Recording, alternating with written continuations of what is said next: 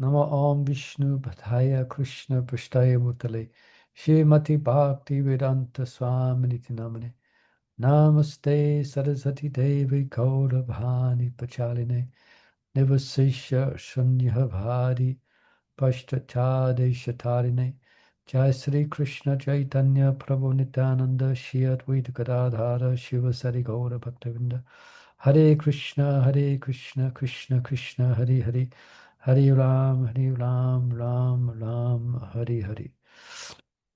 Okay, so let's tune into where we was last week. Wasn't there? We was here. Okay, avoiding the pitfalls. And don't mind again if I ask you a question. What was the discussion that we finished off on last week? I'll give you a clue. There's a clue. There's another one. Hare Krishna, Prabhu. Hare Krishna. Welcome, Hare Krishna. We're just testing you all. We're just giving you everyone a test. Okay. You can recall what was the basics of the discussion last week. You don't have to get the details, but just a general discussion. We was finishing, actually, last week we have finished our discussion of the verse Anya Bilasata Sanyam Jnana Kamara Anavritam Anukul Yena Krishnala Silam Bhakti Uttama. Nava Sahachari, you have to help us again. Did you take notes? Yeah, we spoke about Sambandha Gnana. You spoke about? Sambandha? Yeah, sure we did. Sambandha, everyday and Priyojana, or Sambandha, relationship, but not quite. We spoke a little bit of Bhajananandis and Goshtanandis. Yeah, that was there. That might have been a week before, I think. But perhaps we might have mentioned it again last week. But we ended up discussing this. Jnana Kamari Anavritam. Anavritam, yeah. These are the let's go back up here. These are the secondary characteristics. Yeah, we discussed the primary characteristics of pure devotion. So the secondary characteristics, and we finish up discussing this. A little bit about knowledge. Yeah, obviously we're not after knowledge of the so-called Brahmavadi knowledge. We're not cultivating that, of course not, as Vaishnavas. But also we spoke about the dangers of even acquiring transcendental knowledge. Anyone can see what two dangers there are in acquiring transcendental knowledge, at least if we're acquiring at least externally. One, we may become proud, but actually the real symptom of knowledge is that you develop natural humility. Yeah. Yeah, we might neglect our service by cultivating this knowledge. Yeah. So I think that's me. That's what I do a lot. I spend a lot of time reading and studying, more than I used to do service. But I try to balance it out.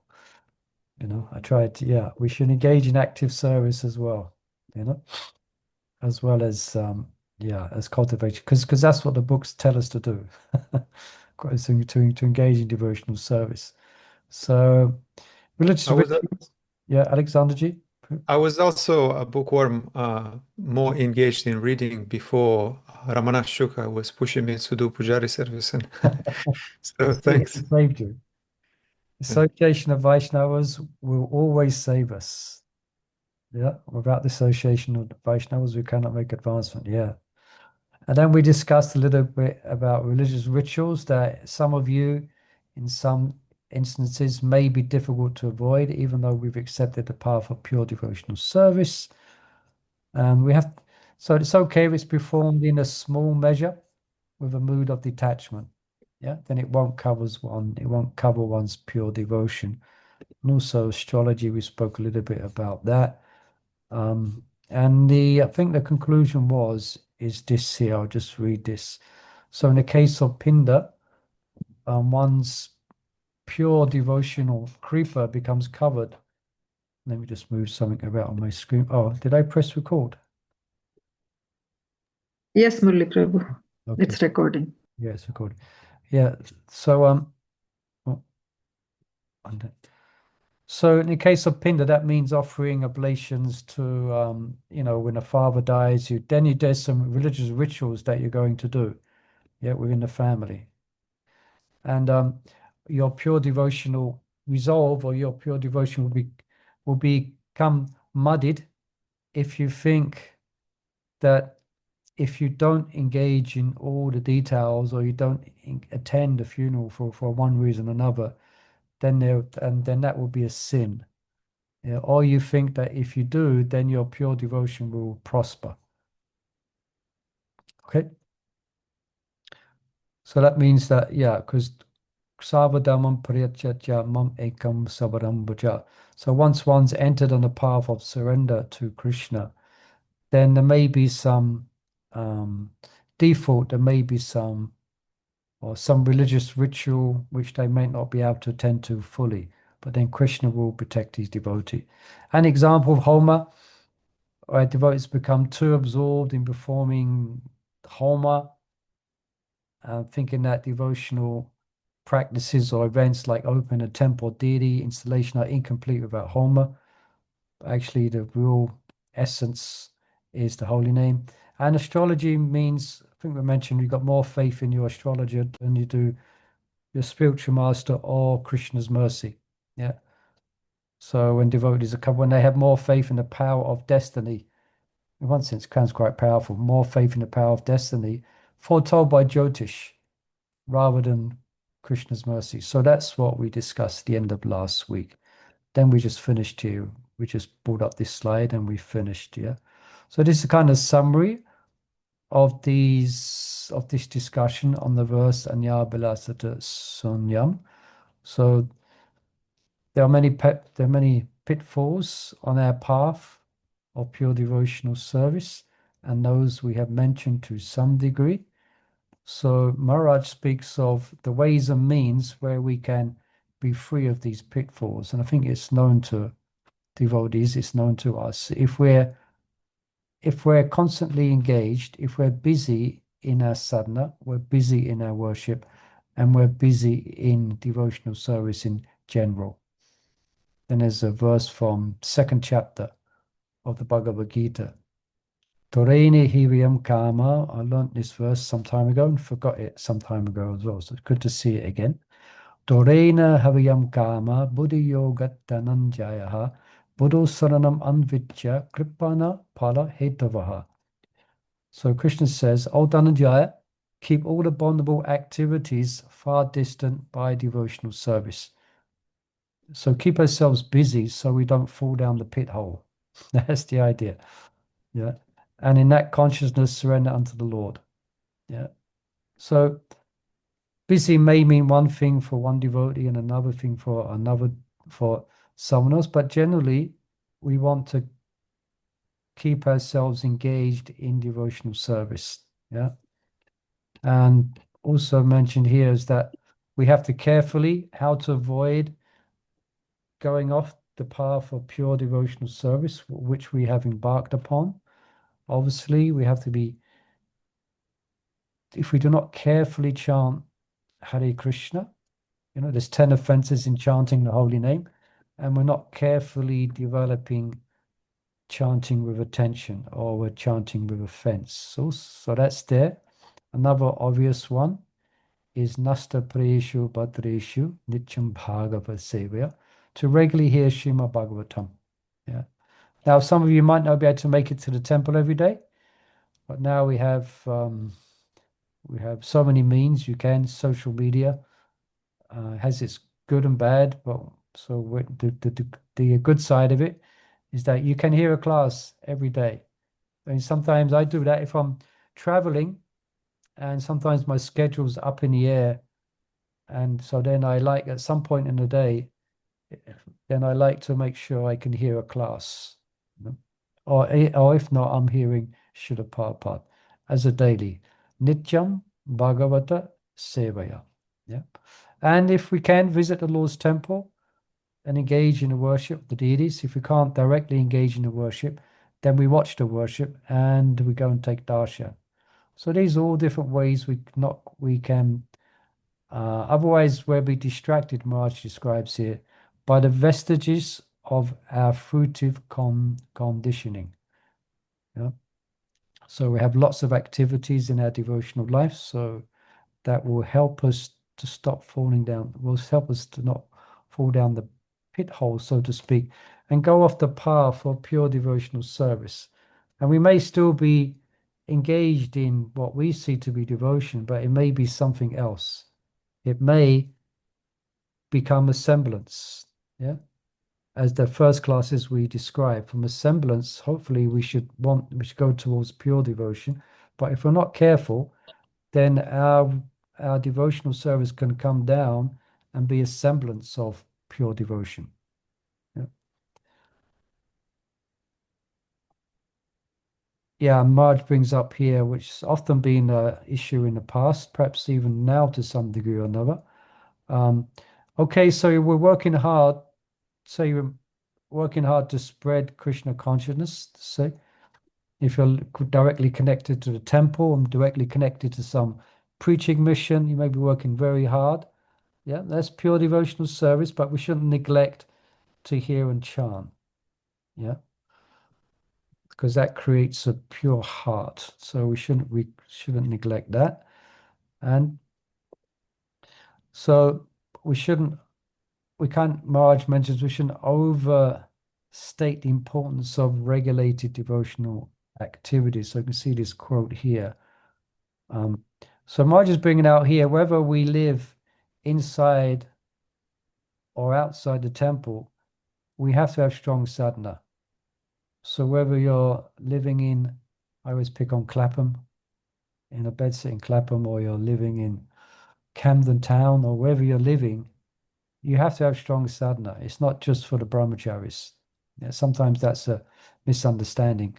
Sometimes it's accepted as a standard for residents. For temple residents, that's their standard for strong. So, okay, you must have, you may have work and things like that, but you should still have a good, strong sadhana. So you have to mold your life, you have to arrange your life in such a way that you are doing good sadhana, even if you're living outside the temple. So some of you have probably got deities at home. You do some worship on the Ramana Sukha. He's got deities at home and he regularly worships them. So he has his morning program in relationship to the deities. So we should all have something like that. Yeah. Because what is Marge mentions here is that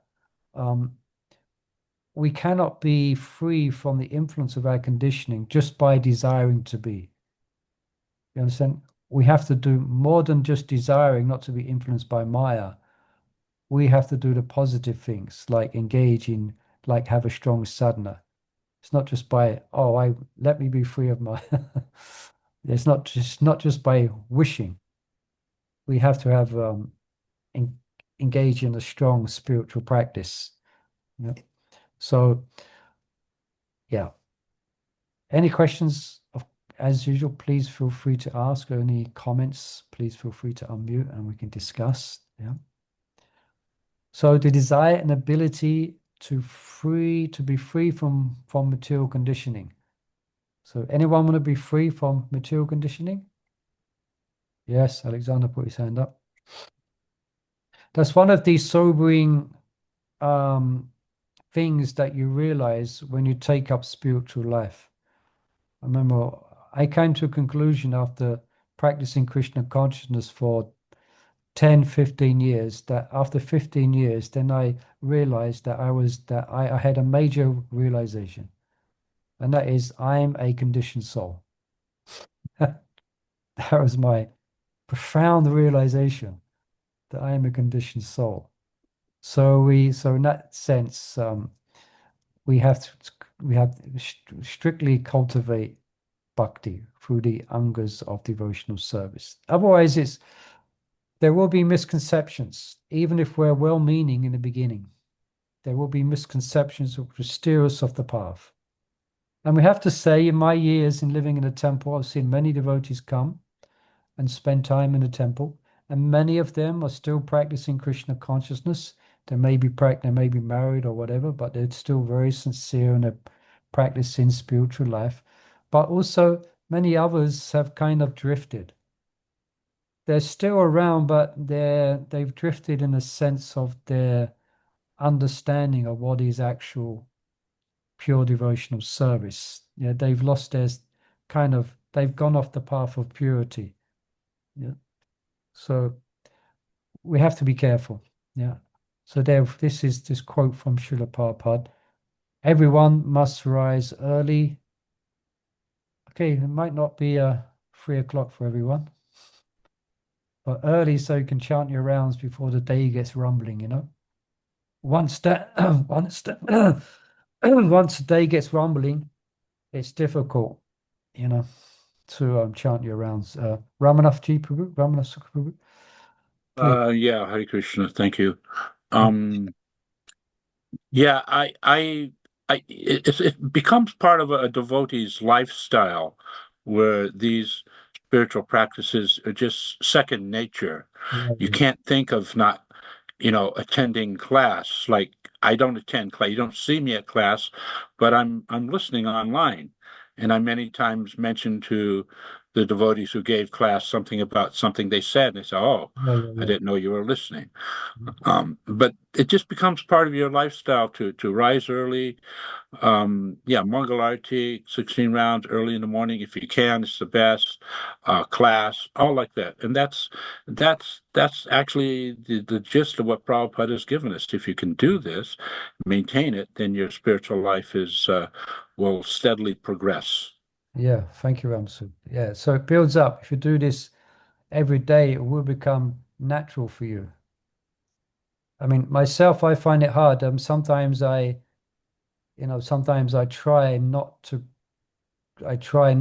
go to class. Does that make sense? But I can't. I'm so used to it. I'm so conditioned to it. I mean, why do I try sometimes?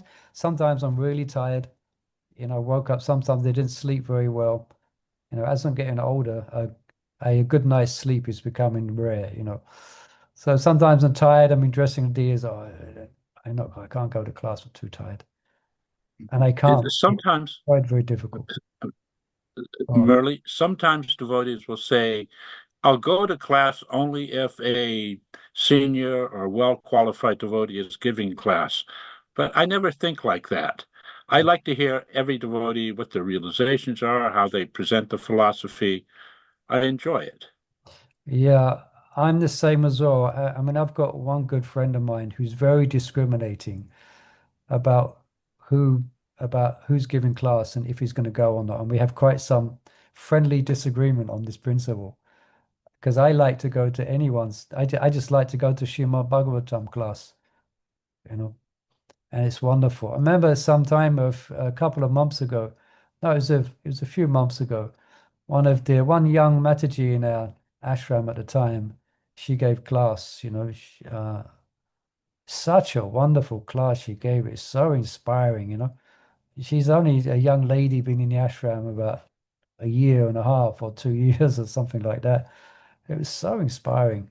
Such a wonderful class. Yeah, so please try not to be don't be discriminating. Try and go and hear Srimad Bhagavatam class. Ramanath, gee, you had your hand up. Yeah, just one last thing. Part of my early training in Krishna consciousness in the early days of the movement is that you go to class to respect the Srimad Bhagavatam regardless of who's giving it. Yeah.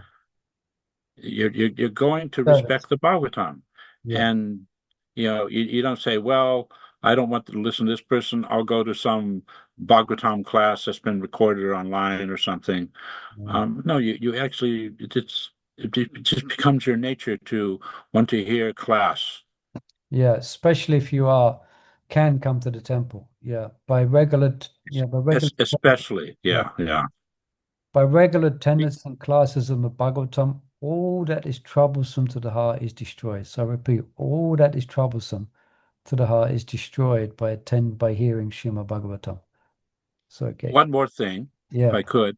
when you're listening to class, I was also trained to you have to listen with attention. So you're sitting there, it becomes, service. You're listening with attention, and the different points are being covered, but you should always try and think of maybe there's some questions so that when the question time comes up, are there any questions, ask questions.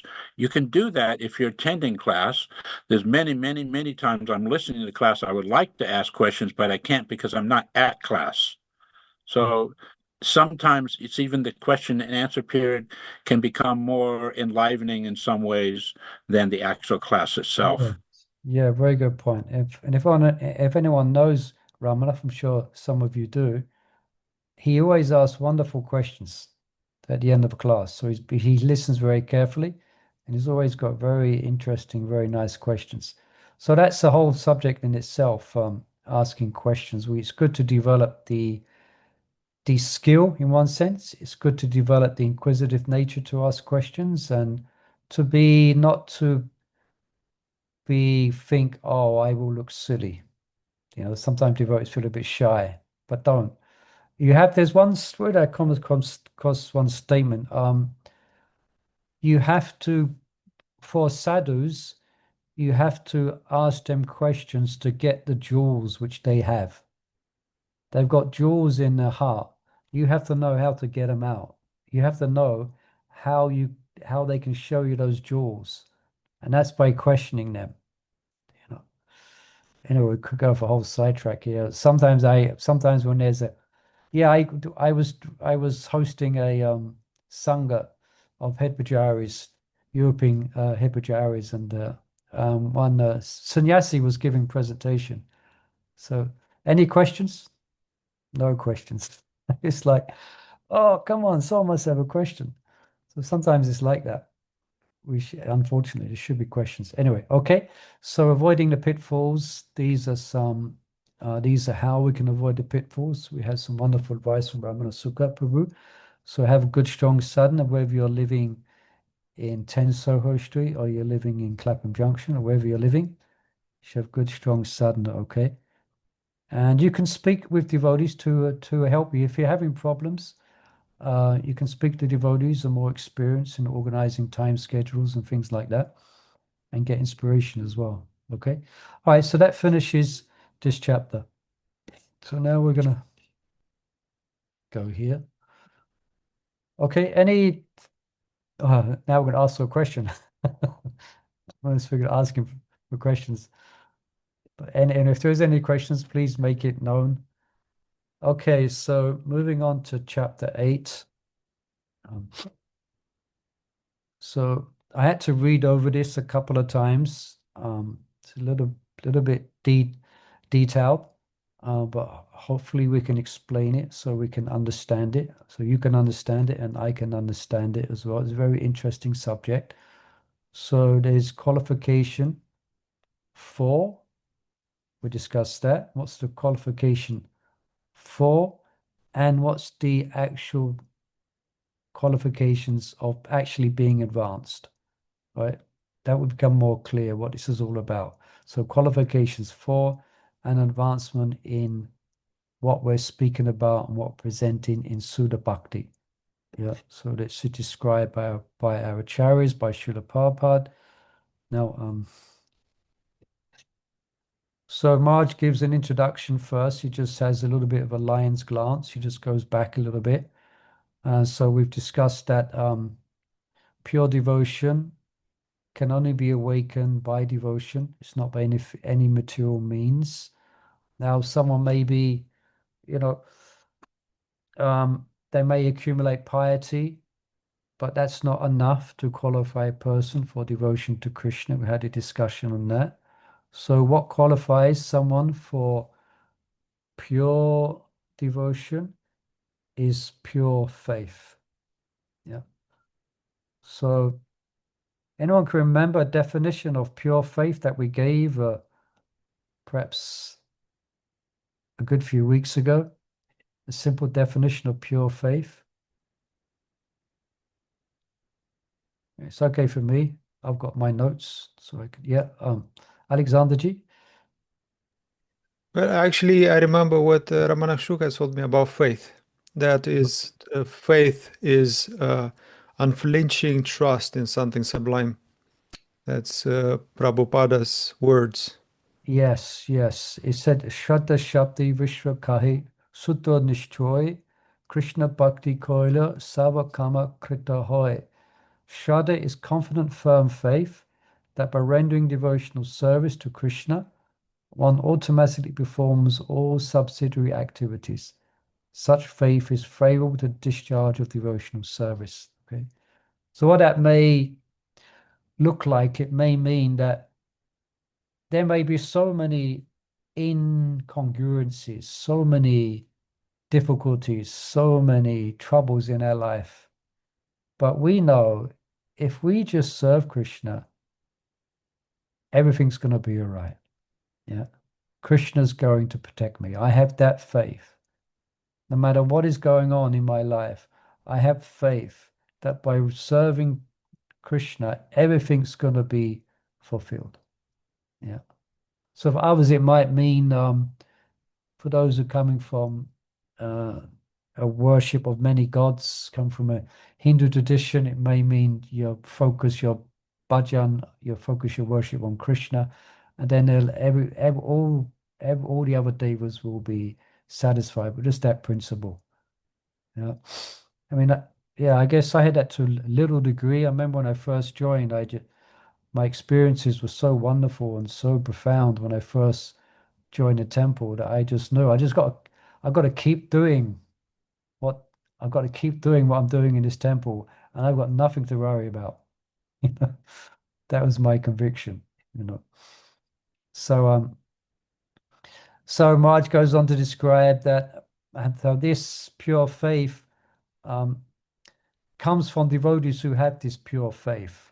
So these sort of the Vaishnavas, they have perhaps some Vaishnavas might not be even really see it in themselves, but Vaishnavas, they do have extraordinary power compared to ordinary persons. Yeah, and they can give faith even in persons who are still afflicted or still invested or infested, Maharaj describes it, with material desires. Yeah. Now, although these anatas may remain in the presence of this pure faith, we should not neglect to root them out. And that's going to be a subject. We're going to go back a bit in a couple of weeks. Suddha Bhakti Cintamani describes the details of all the different weeds that we have to root out. So get ready for that, but we won't get into those details now. So that was just Maharaj gives a little introduction to this chapter in this way. But the subject is here, which it leads into 3 levels of qualification. All right, so this is 3 levels of qualification whereby which one may get Krishna's mercy. Yeah, Kripa. Yeah. So the eligibility for practicing devotees is according to, or not just say the eligibility of devotees in general can be, there's 3 levels of faith. Let me try to get my words muddled up here.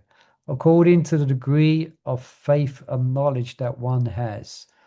So according to the depth of your faith and the degree of knowledge you have, then one is considered to be either a Kanishta Adhikari, a Madhyama Adhikari, or Uttama Adhikari. I'm sure we've heard of these terms before. Yeah. So Adhikari, so you notice the word again, Adhikari, it means they're eligible candidates for for the Lord's mercy, or Maharaj describes here for pure devotion. Yeah. So I think we touched on it before in chapter 2. So such faith is weaker or stronger depending on a devotee's degree of confidence in Scripture and knowledge of Scripture. So faith in Scripture and knowledge of Scripture. Yeah. So according to that level, one may be termed the Kanishta Adhikari, Madhyam Adhikari, or Uttam Adhikari. Okay? Is that clear? Any questions, please feel free to ask if it's not clear. So this is from Rupa Goswami. So this is, he categorizes devotees' eligibility for engaging in pure devotion in terms of the strength of their faith and knowledge. Yeah. So that's one of the reasons we should attend classes, yeah, to deepen our knowledge, and one of the reasons we should associate with devotees as well to deepen our faith. Okay. So 3 levels of qualification according how much faith one has and how much knowledge one has. So just a quick basic definition of Uttama Adhikari. Someone could read this for us? I can do it, yes. Go ahead. Thank you, Maharaj Kishore. One who is expert in logic and in understanding the revealed scriptures, and who always has firm conviction and deep faith that is not blind, is to be considered a topmost devotee in devotional service. Bhakti Rasamrit Sindhu. Yeah. Okay. So just a basic definition. We'll speak about it a bit more, but this is now these pictures that are up in the next 2 slides have nothing to do with the quote, okay? I was just trying to find a picture and I was running out of time. So I put this. So someone could read this one? Ribu, I can read. Go ahead, yeah. He who does not know scriptural argument very well, but who has firm faith, is called an intermediate or second-class devotee. Bhakti Rasamrita Sindhu 1-18. Okay. They have firm faith, so that stage of nishta, you could say, but they don't know scripture argument very well. And then we have Trinavata. No, we have condition. Someone could read this one? Yes. Yes, go ahead. Sam. One whose faith is not very strong, who is just beginning, should be considered a neophyte devotee. Bhakti Rasamrita Sindhu. So how to understand this in relationship to what we're speaking about? Marge gives a nice example. Gives example, say you got 3 youngsters or 3 youths, they're playing for university. Now, one of them in their application exam for the university, one of them does fair, just about fair. One of them does good, and one of them does excellent. So Kanishta, Madhyam, and Uttam. Yeah, this is their entrance exams. Now, the dean of the university, he's going to consider each of these applicants differently. Now, the one who just did fair, just scraped by somehow, so he's hardly qualified for the university. So this person's going to need some serious tutoring to get through at least the first year. Yeah. So with a bit of help, the one who has done good, he has the first one who has done his first year. One who has scored good marks. Now that person's got the potential of getting a bachelor's degree. Okay, so that's one who's done fair, needs a lot of tutorship. One who's done good, okay, they may go on to get their bachelor's. But the person who did excellent, they got the markings, or they got the makings of a PhD. Anyone got a PhD here? No? We're on PhD in Krishna consciousness. In sinful activities. Yeah. PhD in Krishna life. Yeah. So they have the one who does excellent, they have the makings of a PhD candidate, a doctor, become a doctor. Mother Urmila is a doctor. She's a PhD. We have others as well in our society. Yeah. So what's meaning that those so in short, the students' prior learning indicates their Maharaj's got attitude for university study. Yeah. As well as the degree of additional help that they need to complete their graduation requirements. So in other words, the analysis of faith and learning in devotees is somewhat the same. So those with weak faith and little knowledge or no knowledge, the kanishta, and those with firm faith, the madhyams, with firm faith and a little knowledge, are not as qualified as the uttam. They have comprehensive faith. I have deep faith and comprehensive knowledge. Now, there's a point I'm going to mention a couple of times here, because it's important to note what this means. We have to all come to a PhD candidate. In that sense, we have to raise our qualification to get Krishna's mercy from Kanishta, from Madhyam to Uttam. Yeah. It's like just say for example, Krishna says, okay, this is hypothetical example. Okay. So tomorrow, one of the devotees in this temple is going to get my special mercy. Who's going to get it? Alexander? The qualified one. Yeah, the most qualified one, who has the deepest faith and the deepest knowledge. Although Krishna can give exceptional mercy to anyone. That's another subject. But generally that's how, so that's why we want to raise our faith should become deeper and our knowledge should become comprehensive. It doesn't mean we have to stick a head in the book 24 hours a day and study and things like that. We should regularly hear classes. We should regularly try and assimilate the philosophy like that. We should try and increase our knowledge about the practice of devotional service. So we must come to the topmost standard. Yeah.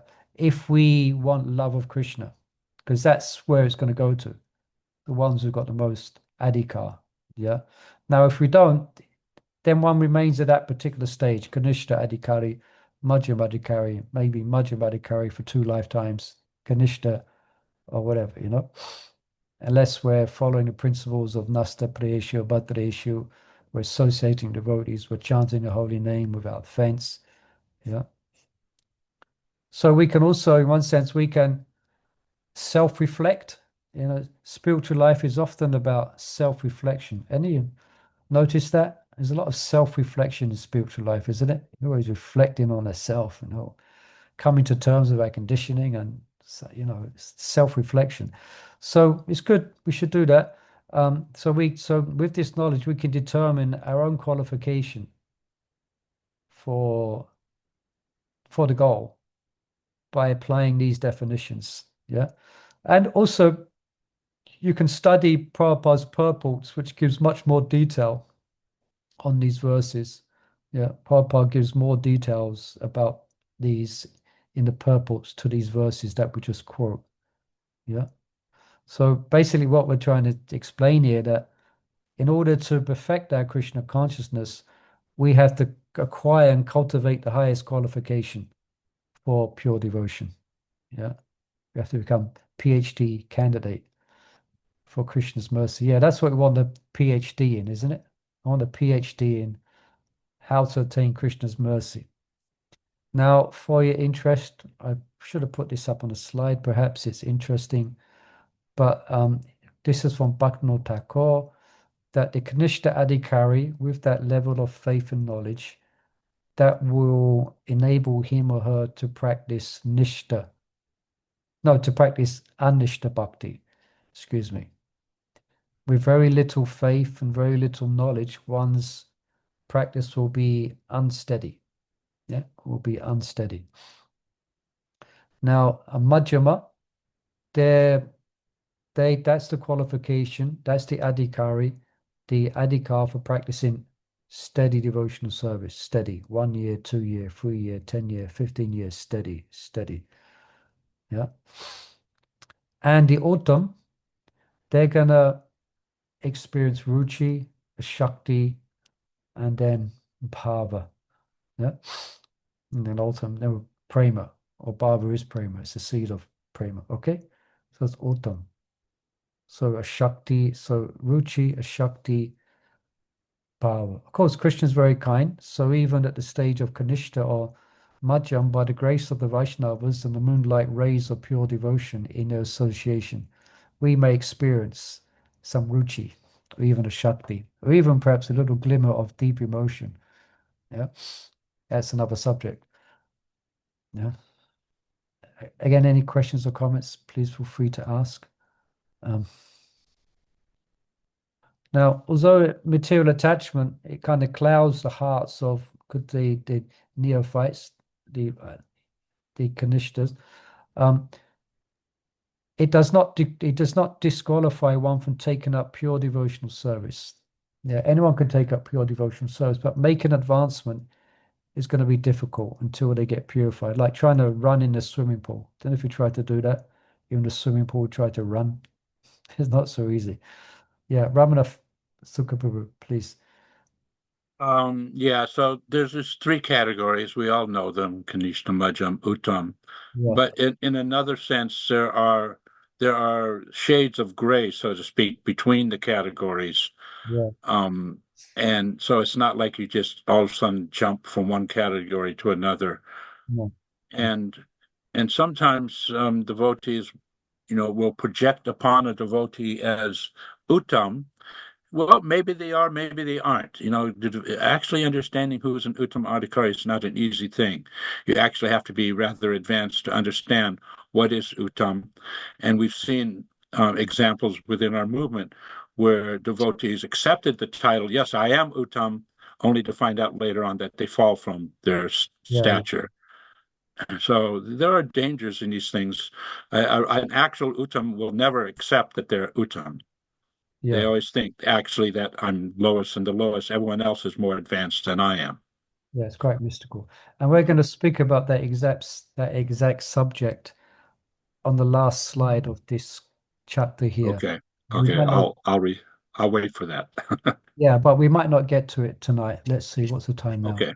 42. But it's a very interesting. So please, Ramana Sukha's bringing up a very important point, and we discuss that more when we get to it. Okay, so that was qualification according to one's degree of faith and knowledge, but also you'll find 3 levels of advancement in devotion.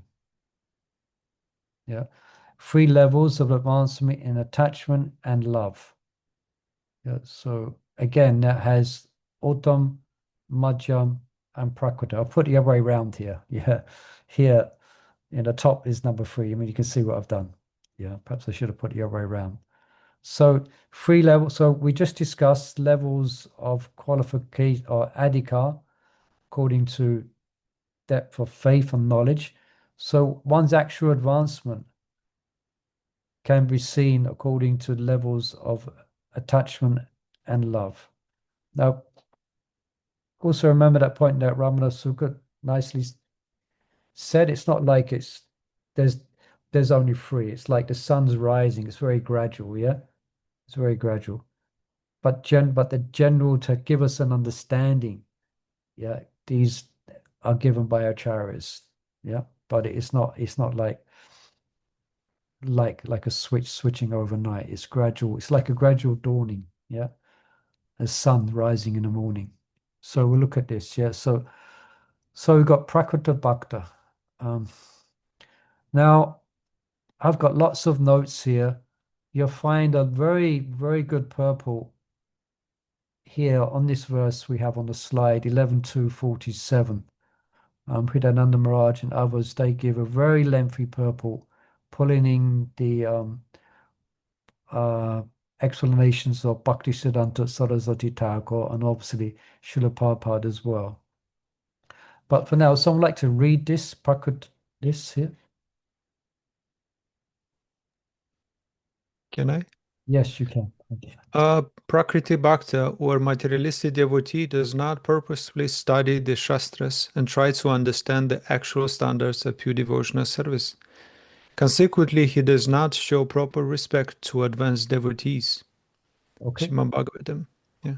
Yeah, so that's one definition. Okay. So they have weak attachment slight love for Krishna. It may describe a slight love for Krishna, but generally they're confused. We are. They are. We're confused about the process of devotional service. Everything's confusing. You know, they're confused. How is it? Yeah. They think they can make advancement without associating with senior Vaishnavas. Yeah. So I'm not going to read through all these notes. It would take a bit too long. You can, if you're interested, you could read there. Let me pick out a few here. So they're eager to engage their material qualifications in the Lord's service. Yeah. And they think that that's a symptom of advanced devotion. So their material qualifications may be the great bhajans, managing or book distribution, fundraising or whatever. And they think some may think that's a sign of them being advanced as well. It may be just using their karma, It doesn't mean that devotees doing this service are not advanced. You get the idea? They think they mistake their qualifications for symptoms of advanced devotion. Yeah. Prakrita Bhakti describes. With that some quotes from Madhavacharya. They faithfully worshipped, I'm sure we've heard this one, they faithfully worship the deity in the temple, but are not aware that the Supreme Personality of the Godhead is actually all-pervading. Yeah. I was speaking to one friend of mine who's speaking about somewhere not in this country, somewhere in the world where devotee was doing wonderful service for the deities. I mean, wonderful service for the deities, but he was offending all the Vaishnavas, So he doesn't understand that the deity is not just, on the altar. The deity is in everyone's heart. Yeah.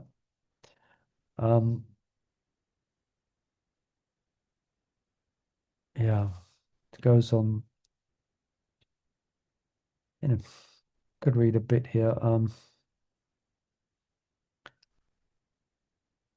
Another symptom of a Kanishta Adhikari that is infatuated by the material qualification of so-called great materialistic persons. So this is what Bhakti Siddhanta Saraswati Thakur. So he's infatuated by the material qualifications of materialistic persons. And when Vaishnavas may critic so-called materialism,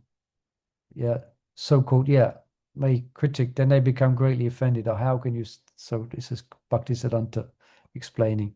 They become disturbed if a second-class devotee criticizes the non-devotees of the Lord. Yeah. There's one, I think I told this story before, but there was one time where Prabhupada was being, one Indian man was calling out Prabhupada that you're supposed to be a sadhu, you're supposed to be a saint, but why you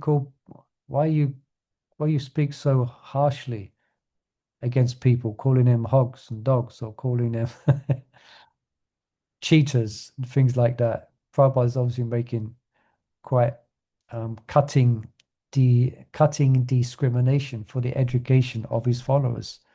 Yes, he used to call people rascals. Yes, thank you. Rascals. So one man's asking, a saint's not supposed to do that. Prabhupada said, yes, but I'm not so qualified. Of course, Prabhupada is the most qualified, but he's coming down to the platform of Madhyam, and that's the subject we discuss as well. Okay. All right. So there's a few more notes here, but I want to push on a few more slides. Someone could read this, Madhyam Bhakta. I'll do it. Yeah, go ahead. An intermediate or second-class devotee offers his love to the Supreme Personality of Godhead, is a sincere friend to all the devotees of the Lord, shows mercy to ignorant people who are innocent, and disregards those who are envious of the Supreme Personality of Godhead. Srimad Bhagavatam 11:246. Okay, so again, this is levels of advancement in faith and knowledge. So we describe Prakrita, Madhyama, and then Uttama. Someone could read this one? I can read. Yes, go ahead. Thank you so much. Uttama Bhaktas, the most advanced devotee, sees within everything the soul of all souls, the Supreme Personality of Godhead, Sri Krishna. Consequently, he sees systematically everything in relation to the Supreme Lord and understands that everything that exists is eternally situated within the Lord. Yeah. Srimad Bhagavatam 11-45. Yeah. Okay. So again, you can look there in Srimad Bhagavatam for more details on this. But this is not theoretical.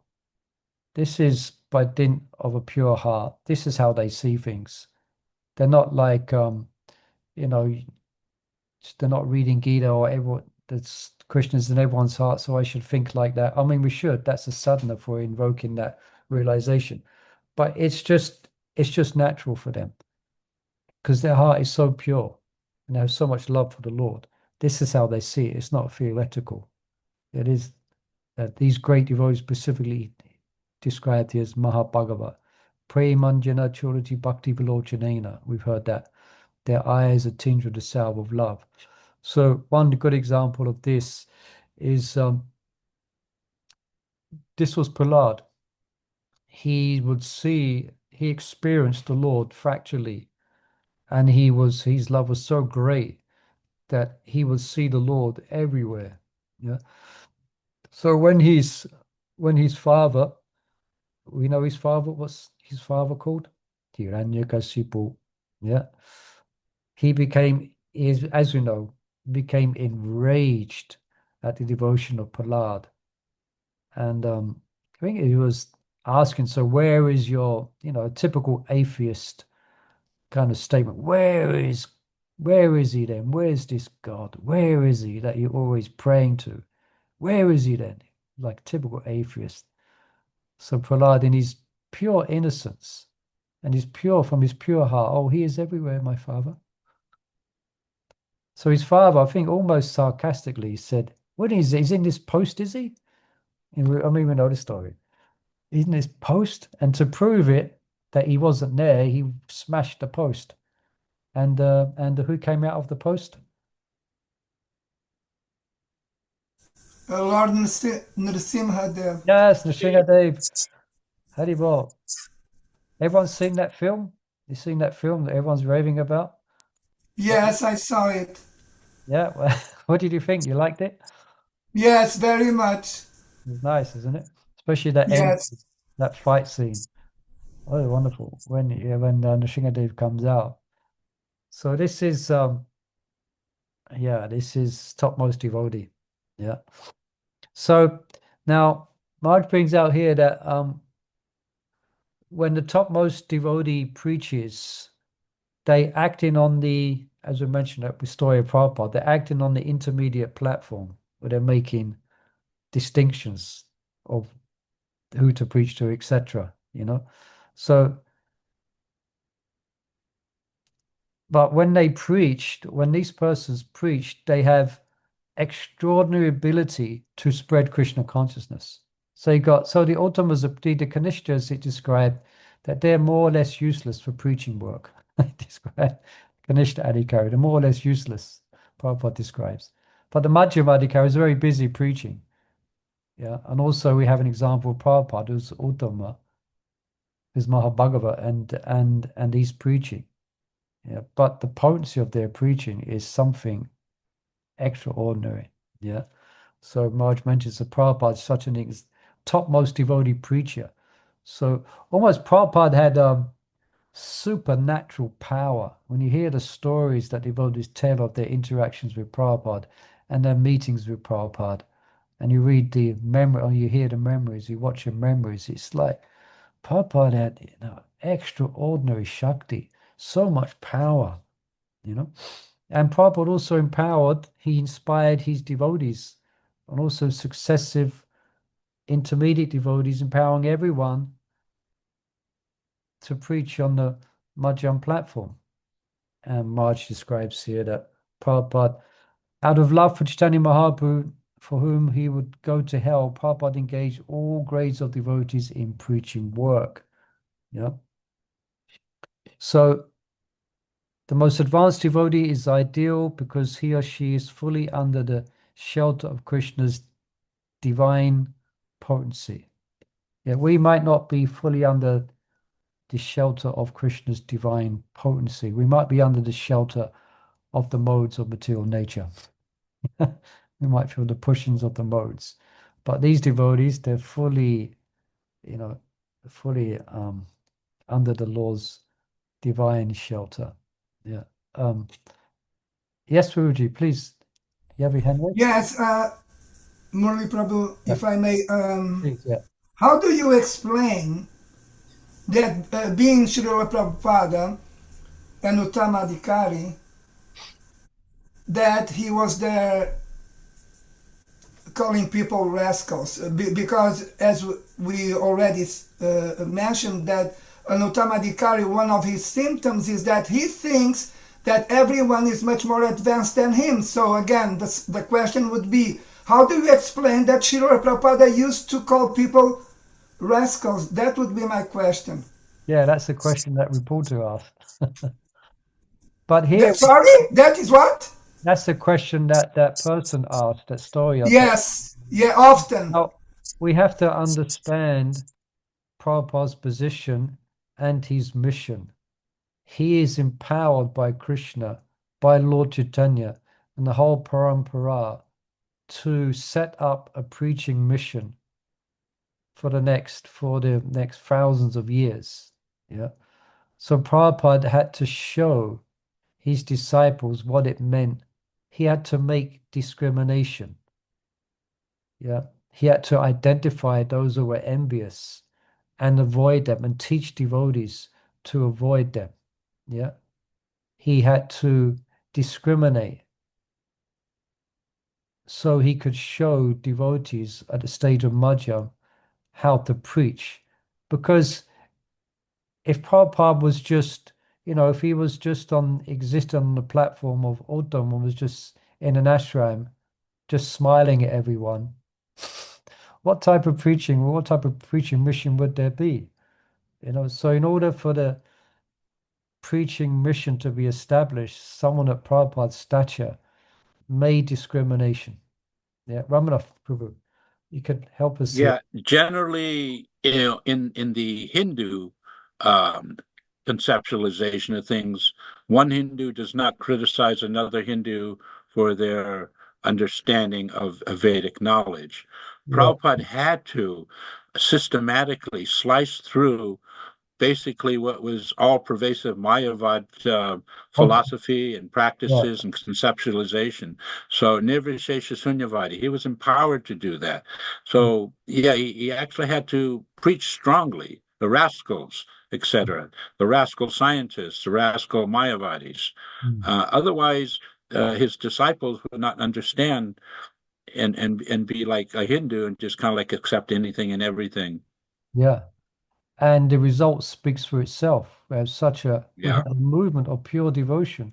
So millions of people around the world know what actually is pure devotion to Krishna because of Prabhupada's really strong preaching and kicking out nonsense. I mean, in one sense, Rupa Goswami in this verse, Anyabilasa Sunyam, he's being discriminating here. He's telling us what is actual pure devotion. But one thing that Prabhupada did, which was very interesting to note, is he generally didn't criticize some, but very rarely he would actually criticize people. He would criticize their philosophy and take it to pieces. He wouldn't be on he wouldn't criticize people. You understand? He would criticize their philosophy. We say, oh, what's his philosophy? Then he would criticize it, But that's to be noted as well, Okay, now let me just finish here. This is always nice to hear. It's the 26 transcendental qualities of pure Vaishnavas. And yeah, Marge brings in it here. He says, as many as Krishna's transcendental qualities as a living entity can display, that many will develop in the Uttama Bhakta. Yeah. And these qualities here. I can read through this. So these are all manifest. So we can think of Prabhupada, yeah, and can think of Prabhupada embodied all of these qualities as being a topmost Uttam Mahabhagavat. Yeah. Now next week we'll describe what's the difference between Mahabhagavat and the Uttamadhikari. We'll describe that next week. But here all these qualities will be manifest in such a exalted devotee. So devotees are always merciful, humble, truthful, equal to all. Yeah, Prabhupada was equal to everyone. Faultless, magnanimous, mild, and clean. I was thinking there's a wonderful song I play in one of the Pujari classes that we give, because we teach Pujari service and we teach a lot of rituals. But then the last two classes about values, about the actual real thing we want to learn is become a devotee of Krishna. And I play one wonderful song by Michael Cassidy. I forget his devotee name, but it's a song. It speaks about Prabhupada, a kind and gentle soul. It's a beautiful song, glorifying Prabhupada. Anyway, they are without material possessions, and they perform welfare work for everyone. They are peaceful, surrendered to Krishna, and desireless. They don't have material desires, okay? They are indifferent to material acquisitions and are fixed in devotional service. They completely control the six bad qualities, lust, anger, greed, and so forth. They eat only as much as required, and they are not inebriated. They are respectful, grave, compassionate, and without false prestige. They are friendly, poetic, expert, and silent. Yeah? These are all the symptoms of a topmost devotee. Can anyone tell us what this means here? Inebriated? Yeah, someone could just look in a dictionary for us. Let me see. I'm going to look up. I'm looking up here. Oh, all right. I'll have to check this word out because it means, oh yeah, they are not drunk or intoxicated. All right. They are sober. Yeah, they're not intoxicated with material life. Yeah. Okay. So I hope this was of interest. We discussed this different levels of qualification according to faith and knowledge, and different levels of advancement according to attachment and love. Okay. And I think perhaps one of the most important points that we wanted to make in today's session is that for us to advance in Krishna consciousness, we want the PhD. We have to rise our adhikar up. Yeah, we have to raise our adhikar for obtaining Krishna's mercy. Yeah. So next week we'll continue. We'll just have two more slides here. Bhakta Gamya, Mother, you have your hand raised there? Hare Krishna, yeah, I just had a quick question, Prabhu, if that would be all right. Hare Krishna, yes. Hare Krishna, yeah. So my first question is it offensive? You mentioned that Prabhupada only ever criticized people's philosophy, which is sometimes, a couple of times when he would mention a name, but for most part, it was their philosophy. Okay, so my question is, so if you criticize, if you're making a comment on the way someone thinks, is that an offense, or does that come under,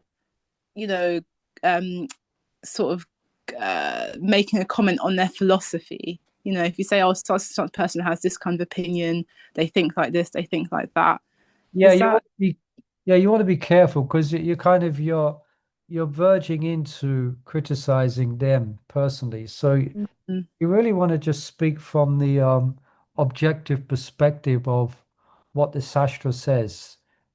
I guess it very much depends on the specific circumstance you're thinking about. But generally, we should not want to start, because it could be, oh, this devotee's this person, not this person's like this, and you're just unnecessarily criticizing. We really just want to be very clear on what's the philosophy, what's correct, and what's not.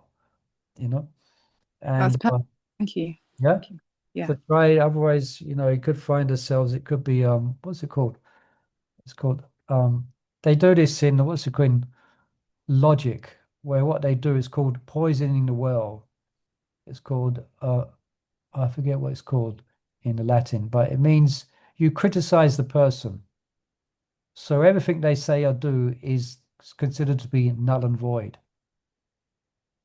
You kind of criticize, like instead of dealing with the philosophy or the points that they're saying, then you criticize them personally. It's called poisoning the well. It's kind of false logic. So that makes them so that what they're saying is null and void because you're criticizing them personally. Anyway, I've gone off the subject a bit, but That's fantastic. Thank you so much, Prabhu. Very grateful. okay. So thank you for joining us, dear devotees. And next week we just have 2 more slides for this chapter. We've done quite well. We got through.